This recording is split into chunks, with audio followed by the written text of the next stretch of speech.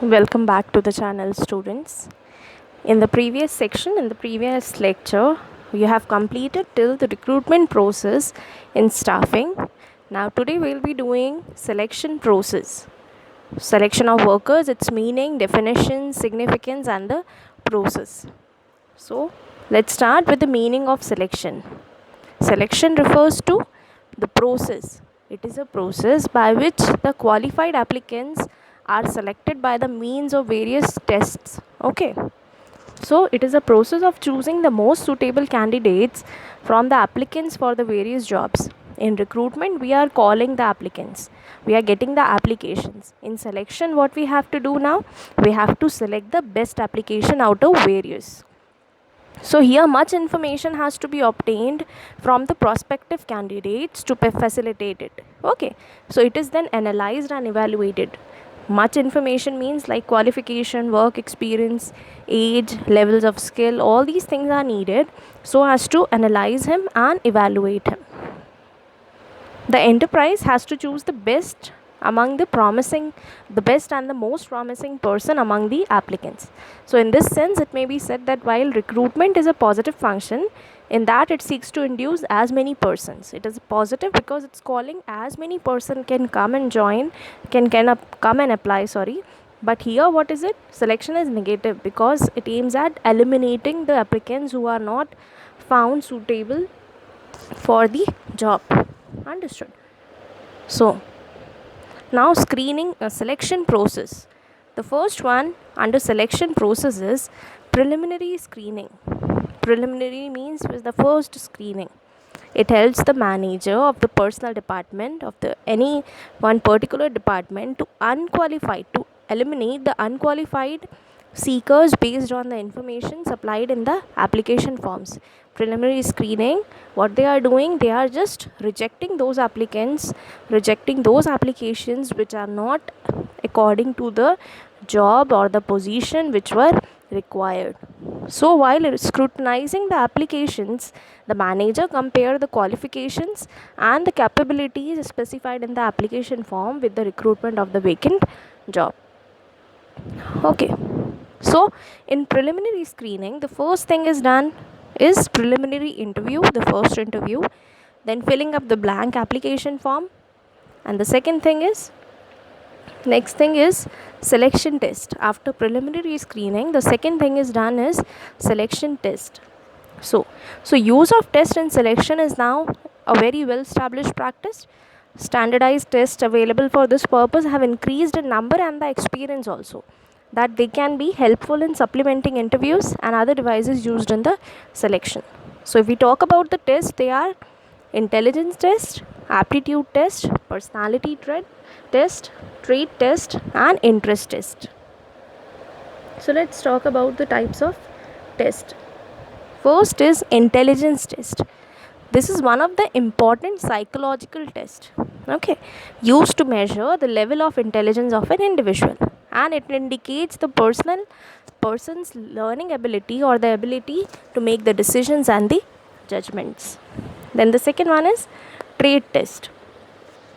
Trait test, it measures the existing skills of the individuals.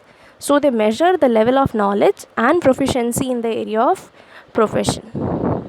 Then aptitude test. Aptitude test, it is a measure of individual potentials for learning new skills, how easily he can learn the new things, how easily he can get trained for the new job. So it indicates the person capacity to develop something, and they are the good indices of person's future score, how far is he going to achieve the profit of the organization. Then comes interest test. Every individual has some fascination for some job than the other. So interest tests are used to know the pattern of interest of a person, whether he is interested on a particular department, whether he is interested in doing the job or not. Then comes personality test. By this test, it is seen that how much ability of a person has to interact with the others, how much ability a person has to interact with the others.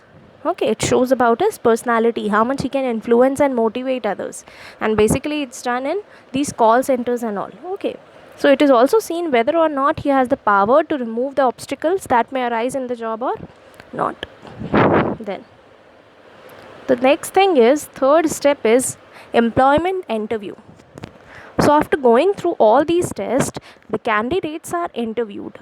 So although application forms and test provides very much valuable information about the candidate, but yet it does not provide the complete information required. So in current practice, principal dependence is placed on determinative interviews. But however, unplanned casual interviews at this stage involve many hazards as well and are likely to be misleading and unreliable. So this gave a general impression about the person. Then the next one is checking references, or you can say investigation of references and the background check. Now it's the time then where the employee, not the employer, the employee, he needs to check the background of the new employer.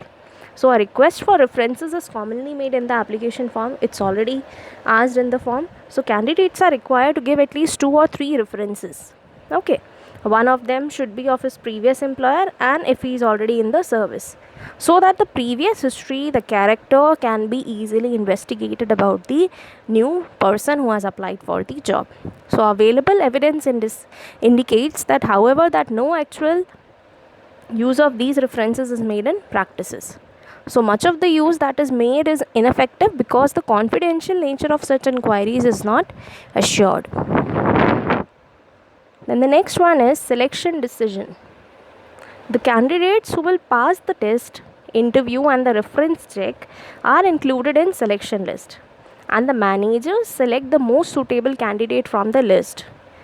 Prior to take the final selection decision, the view of the concerned manager will be considered in the final selection, because if he or she who is responsible for the performance, he will be responsible for the performance of the new employee.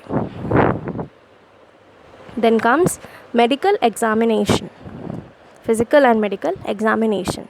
So after a person is found suitable in the interview, his physical examination takes place, and it is conducted by the competent doctor. So the doctor certifies his physical fitness on careful examination of his health as well as the physical stated. Especially it's done in army and police jobs. So such a test is necessary for both the candidate and the employer. So it must be ensured that the candidate does not suffer with any communicable disease and capable of performing the job. Then job offer. So after going through the medical examination, after clearing the job offer is given to the selected candidates. So job offer, it's made through the letter of appointment. So a date is mentioned in the letter of appointment by whom one has to report on duty. He'll get the appointment letter now. Okay. The appointee is generally given responsible time to join. Then contract of employment. So after the job offer has been given and candidate accept the offer, certain documents need to be executed by the employer and the employee. So one such important document is the attestation form. Attestation form means it includes certain vital or very important details about the candidates which are needed to be attested by him or her. So this form will be valid record for the future reference. There is also a need of preparing a contract of employment. So beside other informations, the following information that should be provided are the job title, duties, responsibilities, all these things. The date when he joined, calculating the service, rate of employment, allowances, pay, duty hours, everything has to be written there in the contract of employment. So these were some of the tests. These were some of the selection process: preliminary screening, selection test, interview, checking references, selection decision, medical examination, job offer, and the contract of